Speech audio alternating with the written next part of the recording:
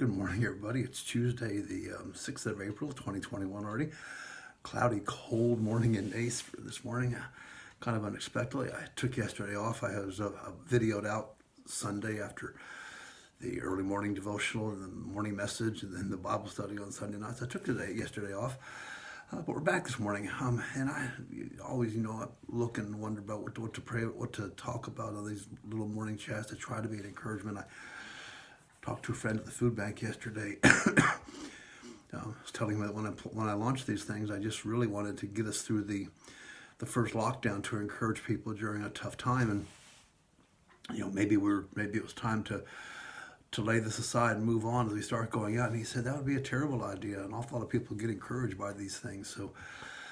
So we're back this morning, and I was lying in bed this morning, reading, doing my one of my Bible readings, and I came in 1 Samuel as part of that reading right now. I'm reading a chronological Bible that tells the Bible in order from beginning to end.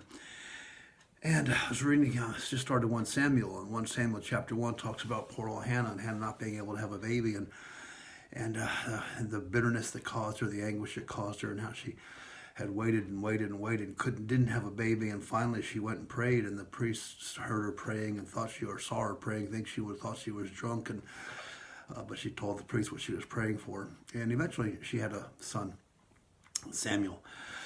And as we come to chapter 2, verse 1 of 1 Samuel, we find something that we all should do when God answers prayer. We find her thanking God for answered prayer, and something really kind of nice, and I just like this. This is nothing deep or profound or theological, but just something that might be a blessing.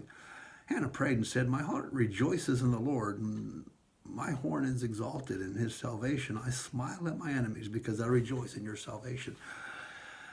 Hannah knew, okay? She had struggles and she had troubles, and sometimes we look at these Old Testament enemies, we don't think, I don't have any enemies, but we do have things that oppose us in our walk with God. We have difficulties, we have financial enemies, and we have health enemies, we have pandemic enemies, we have all kinds of enemies in our lives, and if we're not careful, we can get this deep sorrow on our faces, and it can become part of us, and we can forget something special that Hannah reminds us of this morning. She says simply, she rejoices in God, and God, and her reputation is exalted in the Lord. And then she said, "I smile at my enemies because I rejoice in your salvation." Guys, we never know how important a smile can be. All this opposition comes, and yet God says we can keep a smile, or Hannah prays here, I can keep a smile on my face because I know I've got the victory at the end. Easter just gone, or Sunday just gone was Easter, of course, and we celebrated the victory that comes in Jesus Christ. And the fact that we have the victory assured, and we can walk in victory. And as Paul writes to the Corinthians, we can walk in that victory parade. And because of that, we have a knowledge that we can have this down, deep-seated joy on our face. I'm starting to, in my devotional reading, I'm in 1 John right now, and I read there about how that one of the reason John wrote that book was so that we could have, that our joy might be full. And if we're truly joyful, it's gonna be reflected in our faces.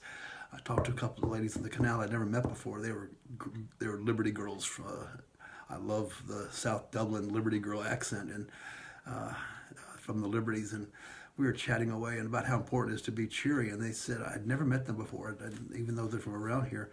And they were just the cheeriest people. And I said something about it. They said, well, maybe if we were all a bit cheery, we could help each other out. And I mentioned the verse in Proverbs says that a smile is good like medicine. So we can have this smile on our face no matter what we're encountering. People ought to know us as somebody who always has a smile on our face.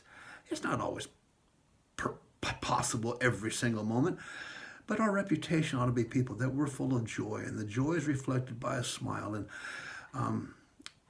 my dad wrote something right before he died all those years ago, things I must do today, and I love the little thing he wrote. And in about every other word, he gives a phrase, and he wrote smile.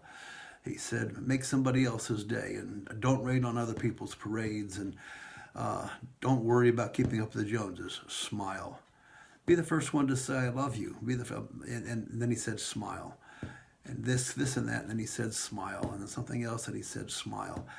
And, we don't know the power of a smile. We don't know what people are going through. We don't know how they're suffering. We don't know the difficulties they're facing. And as one of those ladies that I was talking to the other morning said, you never know what a smile can do to change somebody's day. And as far as I know, these ladies weren't Christians. I told them that I was a pastor and a Christian and didn't stir any interest up.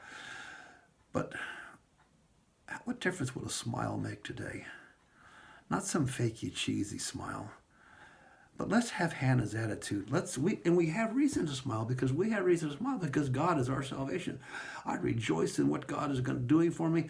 I rejoice in what God's going to do for me, and that ought to be reflected in my face all today. So let's take that to heart. Let's remember what God has given us, and let's try to be.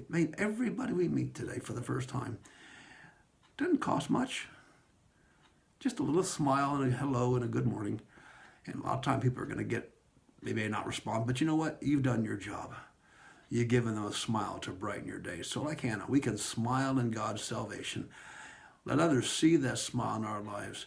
And maybe we can be that drop of medicine that Proverbs talks about as we go through today. Smile. God bless.